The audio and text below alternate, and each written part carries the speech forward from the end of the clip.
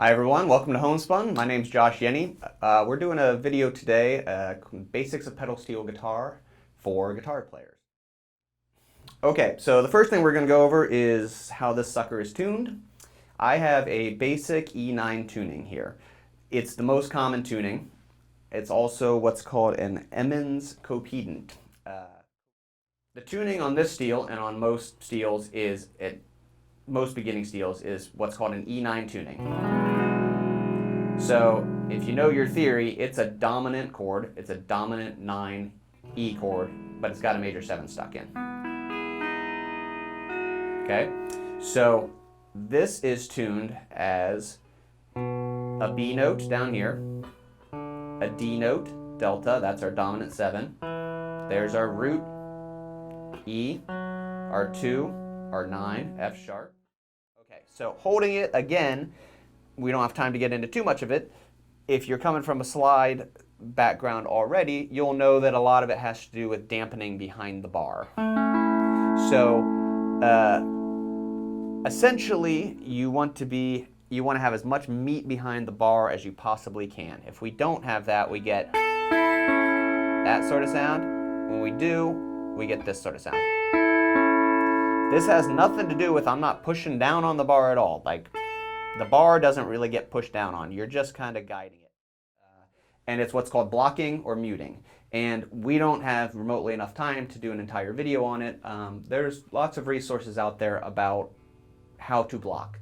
But in the end, you need to get some sort of technique to stop the strings so that we don't have all the time. We want to be able to always have.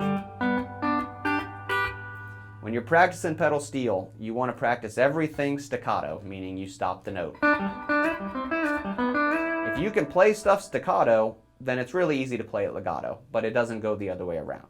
So what we're going to do is we're going to try to keep our good hand position, but these are the string sets, or string grips is what they're usually called, that you want to focus on, and it's all you should focus on right now in regards to the strings. So it's going to be strings 10, 8, and 6.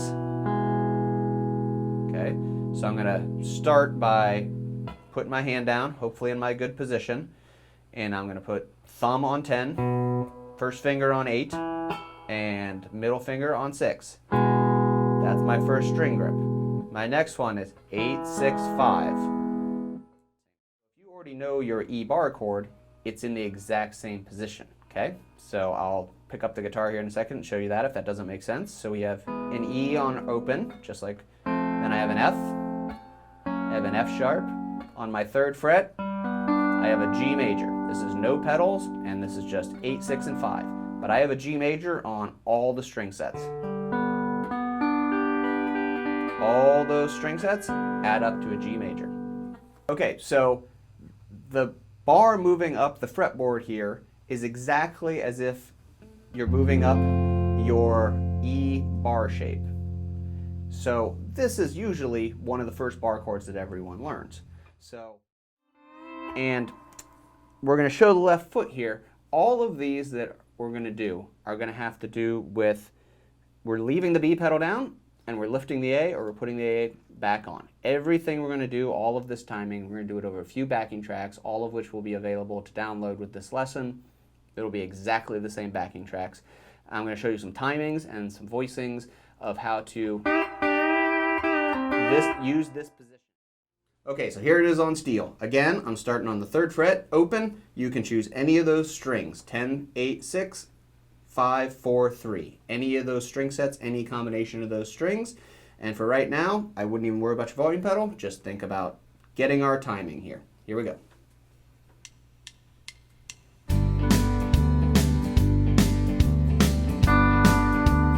Here goes my 4 chord, A and B down.